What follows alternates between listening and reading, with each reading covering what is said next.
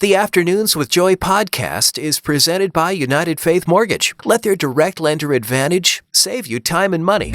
Welcome to a new episode of the Afternoons with Joy podcast. I'm so glad you're here and we get to spend a little time together. Summer is wrapping up, it feels like. And instead of feeling totally relaxed from taking some time this summer, things are just getting more and more stressful. So we're going to talk about in this podcast how to find little moments that feel like vacations. Producer Tom gives such good advice. That's at the beginning of the podcast. And towards the end, we're going to talk about the things that can scare and scar your children that you would never anticipate. This is so hard because I still do not even like hearing about the movie Hocus Pocus, because when I was a kid, I saw part of it accidentally at my friend's house, in October. My parents would never have let me watch that. I mean, I'm not letting my kids watch it. And it still terrifies me. I'm 34. So you have to be so careful what your kids see, but some stuff you think is fine is still not.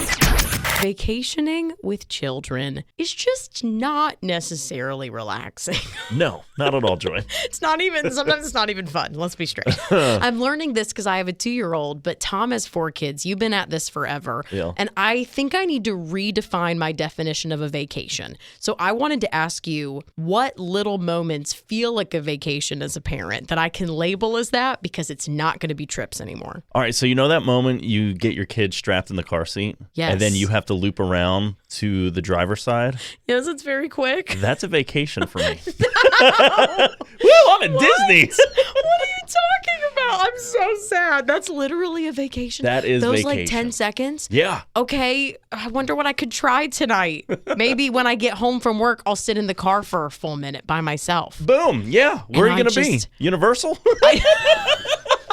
You got to put it in your head somewhere you want to be. I'm on a roller coaster. Pets are treated like royalty in most homes. That's why I don't have one. I don't have that kind of time. I need to take care of a child. So I was at a restaurant today sitting outside, and this couple had their Corgi with them, which are the cutest little dogs. But at one point, the woman was holding the Corgi like a baby on its back, and she was feeding it watermelon off of her spoon. I mean, I was mesmerized, and I think she saw me staring, and she looked at her husband and said, maybe our little pup is a little bit too spoiled. And I thought, maybe? I want to be that Corgi. No one feeds me watermelon. If you feel like you're having the same fight over and over again in your marriage, you are not alone, but that's also not a bad thing. My husband and I went back to marriage counseling today for the first time in forever, just because I wanted a tune-up. And the counselor said most fights in a marriage can't even be resolved, which can sound discouraging, but he said that fights don't have simple solutions. They come about because you have different personalities and you see the world in a different way. So most fights are just a situation that needs to be managed by the two of you. And when it comes up again, it just means it needs to be re-managed. And it changed everything about how I see our conversations. Having the same fight over and over doesn't mean we're in trouble. It just means we're going to have to renegotiate how we handle these things again. And there's nothing wrong with that. That's actually healthy.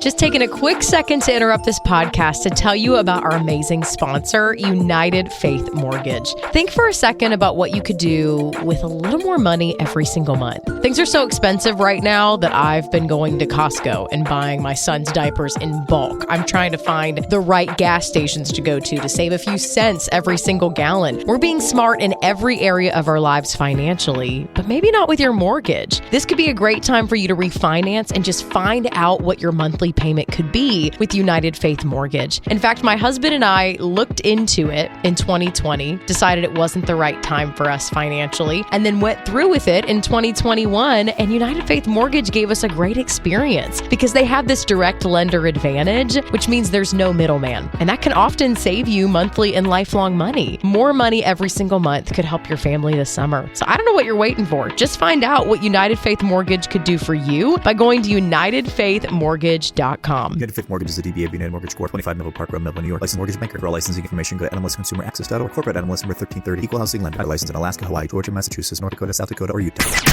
You don't need to hear the bad news that happened in the world today. Instead, let's talk about the joyful news. Imagine while you're driving down the road, you notice an 84-year-old woman with her walker booking it on the side of the highway. It raises some questions. It really did happen in Tennessee, and a police officer named Lance stopped to check on her. And she said she had to make it to her hair appointment, and she took the bus, and it stopped a mile away from where her salon was. So he offered to give her a ride. They chatted on the way, became friends, and he made sure she got there on time for her perm. Listen, that's a really big deal to a woman. But I'm concerned about this lady. Who's going to take her to her next appointment? We need to find out where she lives and intervene. Thank God it's Friday. I feel it deeply today. And we want to send you into the weekend with a smile on your face. And our favorite way to do that is to make Tom laugh. Which is weird. I don't know why. Why do you like my laugh? I can't believe Tom got to be almost 40 and he didn't discover that his laugh just brings joy to the whole world. It's crazy. It'll make you laugh too. So I'm going to try to make him laugh first, and then you're going to have an opportunity. Crickets. I'm just kidding. I hope I haven't used this joke on him before, or he's not going to like it. How does NASA plan a party? Ooh, I don't know, but I have a feeling it's going to be good, hopefully. I think I messed it up.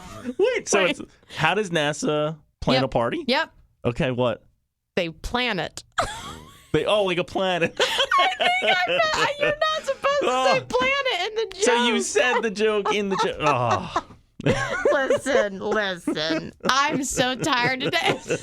Maybe it's like, how does NASA throw a party? That's what I should have said. Oh, they plan it. Yeah. Listen, you're going to do so much better than I did today because I messed up my joke. Okay. It's all about delivery, really. I know. And I totally messed it up. If you think you can make Tom laugh, you can win a prize. All right. You ready to crack me up? Go for it. Hey, this is Garrett. How are you? Man, doing great, man. Love the energy. You got a good joke? I do. I'm sorry. You're making us laugh. We haven't even heard a joke.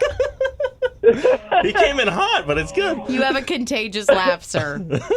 Okay, so why did the fish blush when it was swimming in the ocean? Why? Because it saw the ocean's bottom.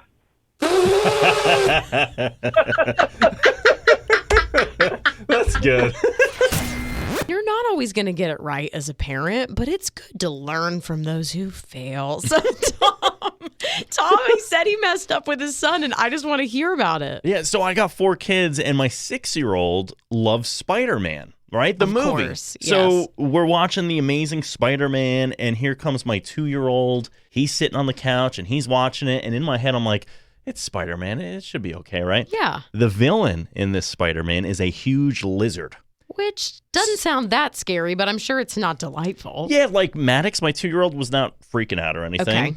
Until we put him in the bath later that evening. And ever since, the bath, he is worried that lizard man is going to come through the drain. I forget that too, they're like, they don't know it's physically impossible for anything like that to fit up the drain. He's like, it's totally coming. So he won't bathe? Well, he does because we force him to, but he's crying the whole time. And I feel bad. I'm like, I promise, Lizard Man, Daddy knows Spider-Man. And if anything were to happen, Spider-Man's coming to the house. There's no lizard coming out of this drain. Fine, Tom. I'll dress up as Spider-Woman and come fix this. Yes, Fine. when I call you, be ready.